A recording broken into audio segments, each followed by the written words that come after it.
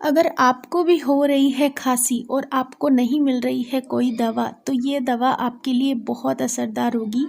सबसे पहले आपको लेना है एक गुड़, काली मिर्च, हल्दी और काला नमक, इन सबको मिक्स करके मेल्ट कर लेना है गैस पर। उसके बाद में इसकी छोटी छोटी गोलियां बना लेनी है और आप खुद नोटिस करना कि ये दवाई आपके लिए कितनी असरदार होती है, क्योंकि कभी कभी सूखी खांसी या बलगम वाली खांसी, उसमें भी हमें कोई दवा असर नहीं करती है। उस समय याद आता है हमें दादी माँ के घरेलू नुस्खे।